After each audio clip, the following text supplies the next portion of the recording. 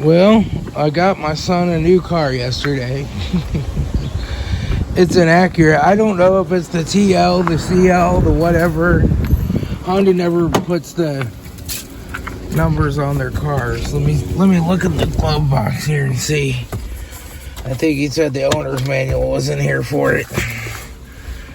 Oh, that's the JBC radio. A bunch of other stuff. Here's the owner's manual. The letters on the back of the car wore off. This is an Acura TL 2002. So, it's nice. It has an aftermarket radio in it. Has the all leather interior. Nice little car. Interior is in really good shape. Exterior is not too bad. The little rust starting right there. Trunk's pretty good. And there's a bit more rust right here. But really, that's the only spots. This has the little 3.2 liter VTEC in it. Just checking the oil and checking the brake fluid and everything. The air filter is a K&N. I got it sitting out over there drying. I cleaned it. So we'll reuse that. The oil looks good in it. It's right on the mark. I think this has like roughly 270,000 on it. So this is a car that I have done some work on. I think I did brakes on it and some other little things. It has a gas tank that has a little bit of a leaky hole. And the gas tanks on these, you gotta drop the whole rear suspension to get to them.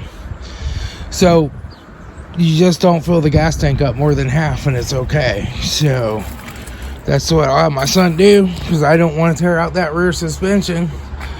And it has a lot of rattling going on in the front end. It needs some front end suspension components, probably some control arms, ball joints, bushings, all that kind of stuff. So I'm gonna have to look at that and see what all it needs. In fact, it got so bad where the alignment was off from the worn front end that it blew a tire. I got it sitting over here. This is a perfect tire though for when I need to push a vehicle in the garage, because it doesn't have any sides. I can just sit that in between my bumper and its bumper. I don't have to lug this one around. It doesn't get full of water, and I don't have to keep hauling it clear back to my shed so it doesn't get full of water. I can just leave that sitting here. So I'm happy to have that. But she's pretty good. It had a newer battery in it. It was 2 months past its warranty. And so I went out to Rural King and bought another one. This one has a 60-month warranty. The AutoZone one that was in it only had 48. So, and this one was $69, and AutoZone wants $219. So, you know, we'll go ahead and put this battery in it. I think I'm going to start it up and move it to the backyard for now. It needs some hood struts too. They're bad. I got the vice grips holding it up. But all in all, she's a pretty good beater car for my son to drive, I think. So the price was right on it, and I grabbed it. And we'll see if we can get the front end suspension straightened up a little bit. Maybe get it in for an alignment. And then he'll take off and start driving it. And I got Planet Saturn, which was his spare car. This guy stopped running right. It's just missing, and it's acting kind of like it has a plugged exhaust, honestly. Or bad fuel pump, low fuel pressure. So I'm gonna fix this girl one last time. I got the rear brakes. I'm gonna do rear brakes on it, and it's either gonna stay as my spare car, or it's gonna go to somebody that needs a car. You know, I might sell it for a couple hundred. I might just give it to somebody that's in need. I don't know. This girl, I got the head surface prepped. Now I got it jacked up. I put that motor mount back in there just temporarily so I can jack it up. Then I have to support the engine, take the motor mount off, pull the timing cover, and pull the oil pan. Because we have to check for pieces of timing chain guide in the oil pan, and the oil pan looks like a really easy one to get off, and it is just silicone for the gasket, so there's no gasket to buy. So we'll get that pulled off as well. Well, yesterday stocked up on oil and filters and brake clean and all that you lovely stuff. I don't know, I started out yesterday with $300 in my wallet. I came home with like less than 20, and I spent all my Cash App money on that guy. I don't know. But yeah, I got that. I got the head off, getting ready to get it apart and pressure wash it, and then pressure test and see if the exhaust valves are leaking or not. I ordered exhaust valves, but I can return them if those exhaust valves are not bent. But all the intake valves are gone, so we'll see. Lots of stuff to do. I'm just gonna get started doing it. Plus I got the metal boots. Oh, right here. For my Buick Lucern's missing 3 of the metal boots, the spark plug boots. So I ordered those. They came in a 4-pack, I think. Yeah, these metal boots that go around the spark plugs. So I'm going to replace those. Make sure those wires hold up that I put on there. I just, my Buick Lucerne was having misfires again. It was the plug wires, and I just went through my stash of old plug wires and picked out some good ones and replaced them, and it's running good again. But it's missing 3 of those, so I'm gonna get those replaced. And those were just missing when I got the car. Like, he always had it worked on at AMCO before, and AMCO doesn't do stuff right, so they just like take the metal protective boots and throw them away, I guess. They took the rings for the special wheels, those adapter rings, they threw those away. I had to buy new ones. They screwed up the transmission. I had to replace that with another one, you know. But, you know, that's AMCO. So we'll go ahead and get the battery in this girl and get her fired up and get her pulled back. I think I might take a look at the suspension first. I don't know, I'll see. Well, this is some real timing chain carnage. Holy crap. She let go, she snapped. There's pieces of plastic tensioner here. Yeah, it's like that gear up there is pretty much worn out. Which I got the whole kit for all the new gears and everything. But that's some real carnage. She let go. Yeah. I didn't film taking this timing cover off. It was a real pain in the ass. There's just no room in there. Holy crap, if GM just would have made an extra ½ an inch. But I got it off. So now we gotta drop the oil pan and see if there's any plastic pieces in the oil screen filter that are gonna restrict the oil flow to the engine. One of my subscribers left a comment. He's done these before or seen them before, and he said they usually suck the plastic pieces up to the oil screen, which the oil all drops down here to the pan. There's a little coolant in there. I'm not surprised. When I pulled that head, it drained some coolant everywhere, so it got coolant down in here and stuff. I already drained the oil and some coolant came out. It wasn't mixed or creamy. It's just where I pulled the head and it went down the oil passages. But yeah, we're gonna pull that oil pan off and check the oil pump screen as well. Then we're pretty much ready to clean this up and get it ready for reassembly. My parts aren't coming for about another week from Rock Auto. They're going to take a while to get here. But I still have to do the cylinder head too. So, yeah. Kind of crazy. Alright, so I pulled the oil pan and I found this inside the oil pan. I'm like, what's that? I didn't notice it before when I took the timing cover off, but it is this bolt right here. It snapped off. Getting that out of there, it's probably next to impossible without pulling the engine to get a good look at it and try to drill the center of it. But doing that with a right angle drill in the car, I've lowered it down, raised it up, it doesn't clear. And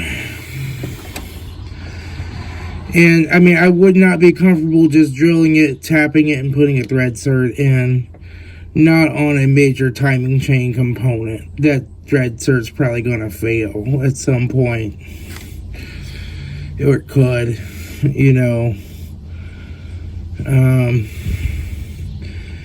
And it, unfortunately, you know, it snapped off after it was torqued down, so there's no way to really, you know, get that torque broken to get that out of there. I'm sure I could do it if I could pull the engine, maybe center tap it, drill it with a reverse threaded drill bit, put an extractor in, maybe. But if I'm pulling this engine, we might as well go ahead and change it with a new one. You know, after all this poor girl's been through, you know, she's an old engine. That's a very important bolt. Oh boy. Well, I think I'm going to tell the customer it looks like we need a new engine. And, you know, I can send the parts that I haven't opened any of the parts from Rock Auto yet. I haven't even gotten them in the mail yet. So I can return those. But I think we're going to have to get another engine and swap this one out. I'm just not comfortable doing any kind of a fix on that. I mean, I could extract the bolt if I pulled the engine, maybe. But once that's damaged, you know, that's an important bolt. It holds the timing chain. You could do the whole job, and, you know, 3,000 miles later, that bolt could fall out, and you'd have spent all this money and done all this for nothing. So, looks like the engine's coming out. Oh boy. Alright, so this Saturn has started like a serious misfire problem. I'm going to go ahead and fire it up and let you hear what it sounds like. I took the O2 sensor out earlier to see if it was an exhaust restriction. Let me see where I put that. So let me put this O2 sensor back in, because that made no difference. It still missed and ran crappy. Okay.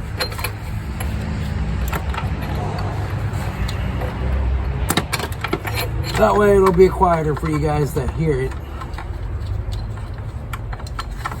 Alright. So I already like tried different coil packs. I tried different wires, different plugs. Just used ones that I had, and that made no difference either. Just to see if it was something with that.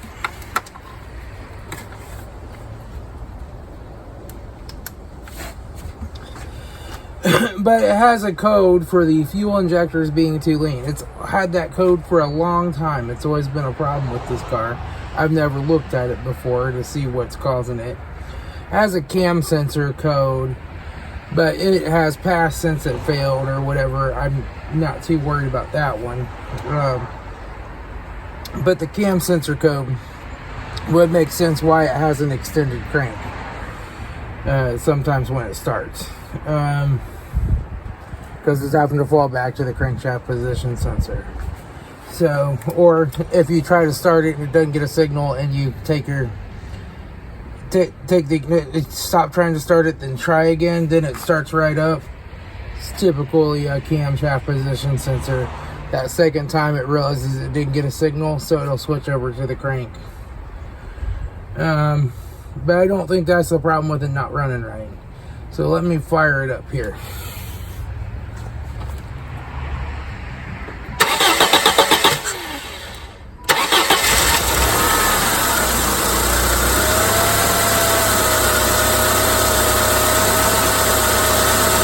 Now we'll go ahead and give it some gas.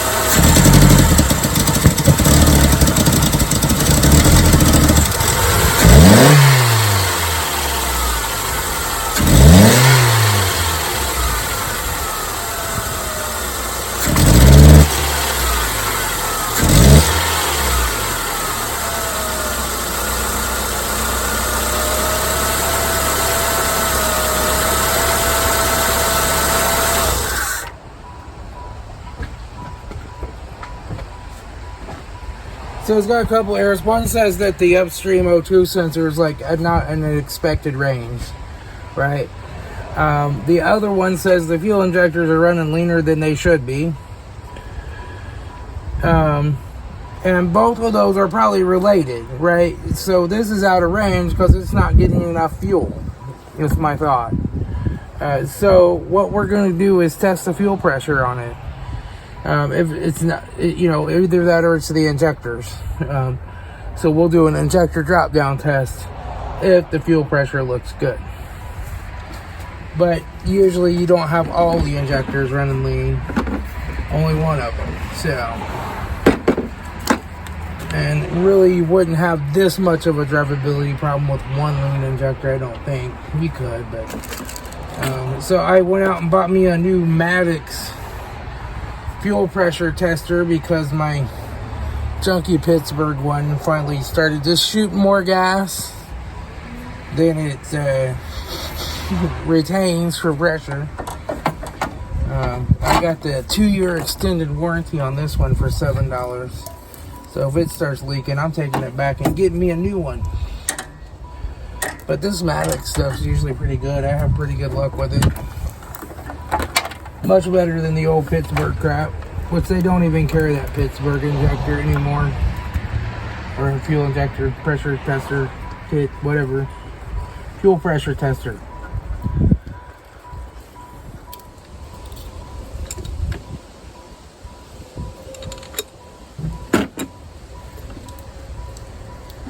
Okay, that seems nice and tight now. This is a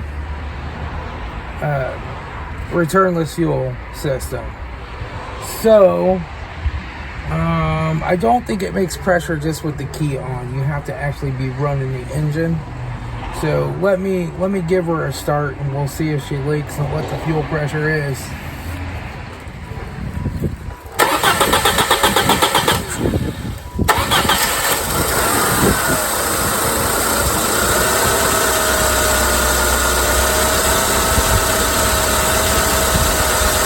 Very low.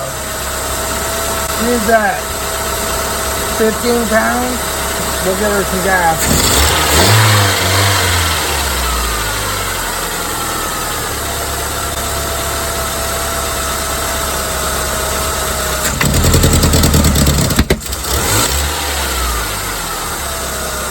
I mean, she's staying at that pressure, but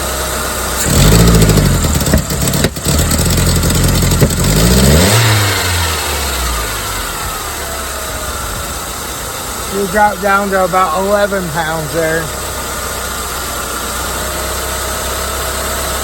And now she's running about 12 pounds.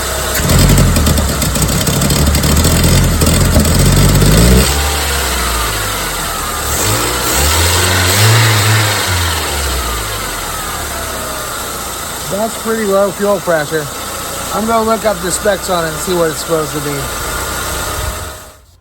All right, so 40 to 55 psi is what it's supposed to run. It's running like 15 or 14 down to 10 or 11, right?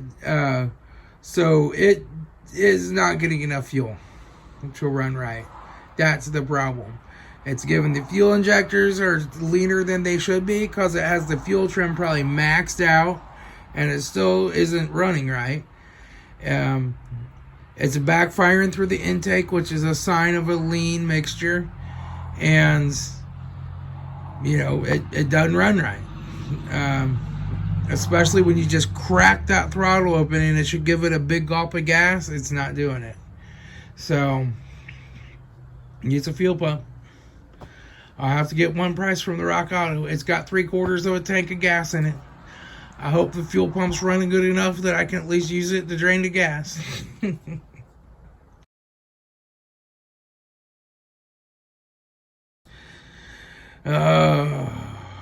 There's another one. I'm going to call the junkyard tomorrow, call around and see about getting an engine for this one. I'm not going to charge any extra labor on this. I'm just going to get it going for them. These poor people are in this for enough money. You know, I'm just going to try to get it going again for them. And this, I'm going to fix it. I don't know if I'm going to keep it, sell it, give it away to somebody in need. But, you know, I'm just going to take my time and fix it. My son's got the signed the title. I have to get it notarized. And then he'll be able to put his tags off of this Saturn onto that one, switch the insurance onto the Acura, I mean. And he'll be able to drive it. Or I'll be able to take it for a test drive to see what the suspension actually feels like and if it's safe. If it's unsafe, then I'll have to wait till I get the suspension done on it. But that's a nice car. That 3.2 liter is fast as heck. I backed it down the driveway and gave it a whole shot, and I just about didn't stop before I hit the garage. That thing is fast. I'm a little worried about my son driving it. All right, I gotta go somewhere else, so I will see you guys later.